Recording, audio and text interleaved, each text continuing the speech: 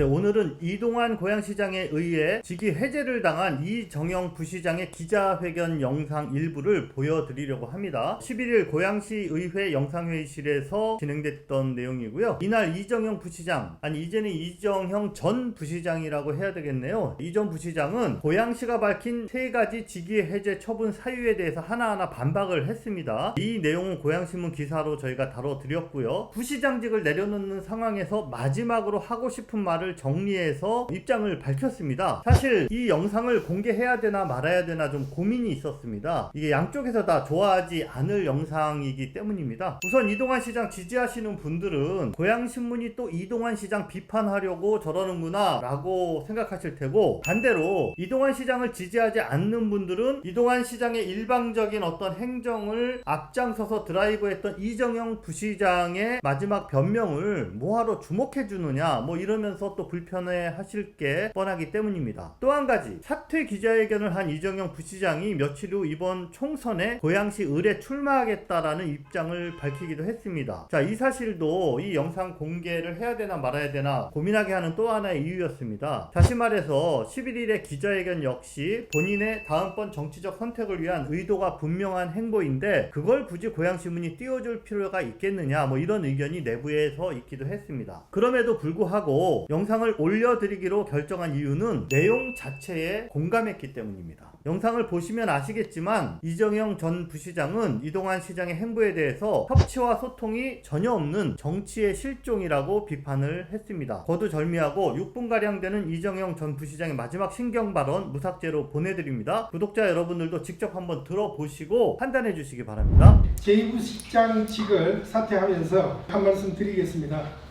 저는 지난 13개월 동안의 제2부시장 재직 기간 이동환 시장의 성공적인 시장 업무 수행에 도움이 되기 위해 최선을 다해 시장을 보좌했다고 자부합니다. 대학 교수로서 건축도시계획 전문가로서 시장의 요구로 시정에 참여하게 되었고 인수위원회 시절부터 최선을 다해 시장의 성공적인 행정 업무를 보좌해왔다고 자부합니다. 현재 고양시는 시 집행부와 시의회가 첨예하게 대립하고 있으며 급기야 2024년 본해산 편성에 업무 추진비 영원이라는 초유의 사태가 발생했습니다. 행정 실무를 담당하는 공무원들은 제대로 업무를 수행하기 매우 힘든 상황입니다. 저는 정무부시장으로서 이러한 상황을 조금이라도 개선해 보기 위해 백방으로 노력했습니다. 무엇보다 이번 본해산 수립 및 결정 과정에 가장 문제가 된 것은 시장의 의회활동비 90% 삭감이라고 생각합니다. 물론 시 집행부와 시의회의 마찰은 어제 오늘 일은 아닙니다. 협치와 소통은 사라졌고 강대강 대결 구도만 지속되고 있습니다. 이러한 상황을 조금이라도 개선해 보기 위해 저는 시의회 의원님들의 송년 모임에도 참석해 가면서 문제 해결 방안을 제안하고 개별적으로 여야 의원님들을 만나거나 전화 통화를 하면서 협치 방안을 논의하기도 했습니다.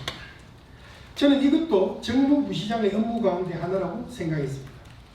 이러한 과정에 또다시 시장의 시의회에 대한 제2요구는 오히려 사태를 악화시킨다고 판단했고 이에 대해 좀 더 제고해 줄 것을 시장님께 건의했습니다. 이게 직위 해제의 직접적인 원인이라고 본인은 판단하고 있습니다. 진정으로 시장을 제대로 보좌하는 것이 어떤 것인지 모르겠습니다. 때로는 시장의 결정에 이건 아닌 것 같습니다라는 얘기를 할 수 있어야 된다고 생각합니다.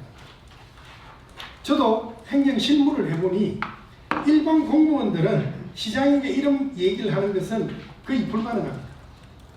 그렇기 때문에 저와 같이 시장을 가까이 모시는 정무부시장이 그런 역할을 해야 한다고 생각했습니다.